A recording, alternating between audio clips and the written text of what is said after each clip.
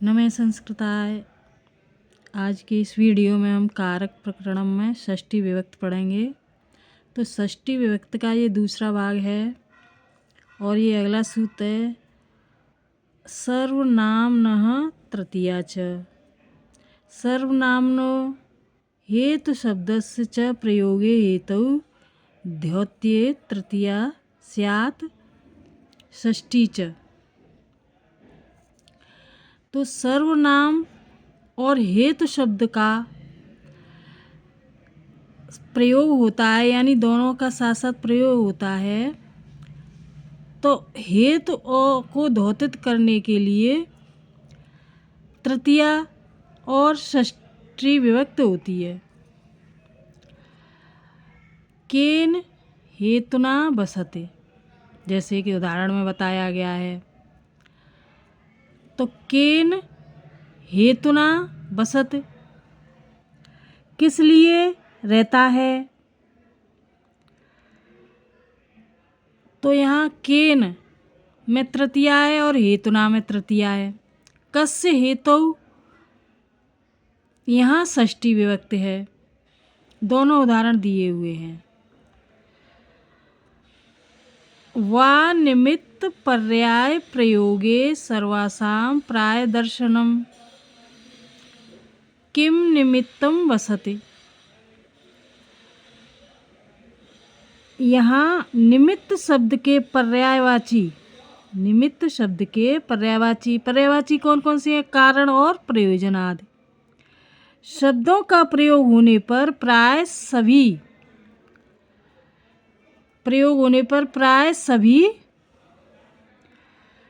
विभक्तियां प्रदर्शित होती हैं। जैसे कि किम निमित्तम बसते, किस लिए रहता है। तो इसी प्रकार केन निमित्तेन, कस्मै निमित्ताय इत्यादि। तो ये तो प्रथमा और द्वितीया का उदाहरण है, ये तृतीया का उदाहरण, और ये कस्मै निमित्ताय इत्यादि ये चतुर्थी विभक्ति का उदाहरण है।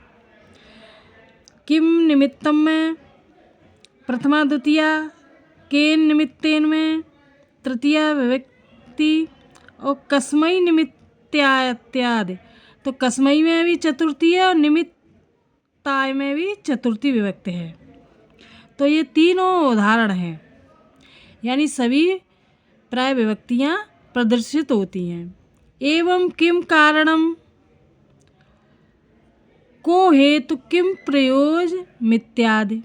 एवं किम कारण और को हेतु और क्या प्रयोजन इत्यादि में, क्यों कस्मै निमित्तादि में, और इसी प्रकार कस्मात् निमित्तादि से कस्य निमित्तस्य, कस्मिन् निमित्ते इत्यादि निमित्त के पर्यायवाची प्रयोग में कारणम यानी कारणम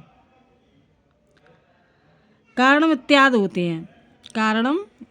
होते हैं। किम प्रयोजन इत्यादि होते हैं। प्राय ग्रहणाद सर्वनामना प्रथमा द्वितीयेन इस्तः। यहाँ प्राय शब्द से लिया गया जिसमें सर्वनाम न हो, जिस शब्द में सर्वनाम का प्रयोग न हो वहाँ प्रथमा द्वितीया नहीं होती। इस्तः माने होती, न माने नहीं। जैसे कि ज्ञानेन निमित्तेन हर सेव्यः। तो ज्ञान के लिए हर की सेवा करनी चाहिए। ज्ञान के लिए हर की सेवा करनी चाहिए। यहाँ ज्ञान तथा निमित्त दोनों शब्दों से उपयुक्त नियम के अनुसार तृतीया विभक्ति होती है। ज्ञानेन और निमित्तेन में।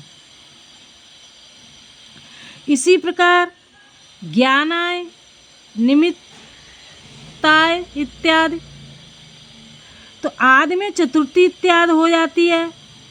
किंतु यहाँ पर एक प्रश्न उठता है कि ज्ञान जो शब्द है वह सर्वनाम नहीं है, अतः यहाँ प्रथमा एवं द्वितीया विभक्ति नहीं होती। जैसे कि इसमें प्रथमा द्वितीया है इसलिए, और यहाँ देखो ज्ञानेन में तृतीया तो है, देखो यहाँ तृतीया इसमें ज्ञानाय में चतुर्थी है और निमित्ताय में भी उसमें चतुर्थी है। तो इस तरह से ये ज्ञानाय जो शब्द है वो सर्वनाम नहीं है, इसलिए यह प्रथमा द्वितीया नहीं होगी, जैसे ऊपर बताया है। आगे है षष्ठी अर्थ,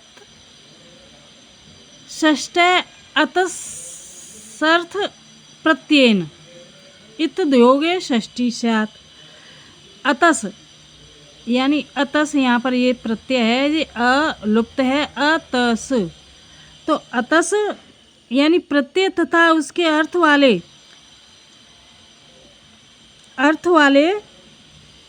प्रत्यय लगाकर बने हुए हैं, उनमें षष्ठी विभक्ति होती है, यानी इनको द्योतित करने में, अतस को प्रत्यय को द्योतित करने में अर्थ वाले प्रत्यय लगाकर बने हुए शब्दों के योग में षष्ठी विभक्ति होती है। अब यहाँ पर है दिक् शब्द इत पंचम्या अपवाद।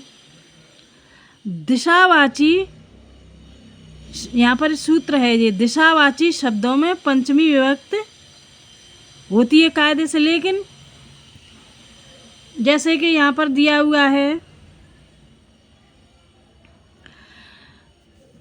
दक्षिणतः, पुरस्ताद शब्दों की एवं षष्ठी विभक्ति होती है, लेकिन ये अपवाद सूत्र है, ये वाला सूत्र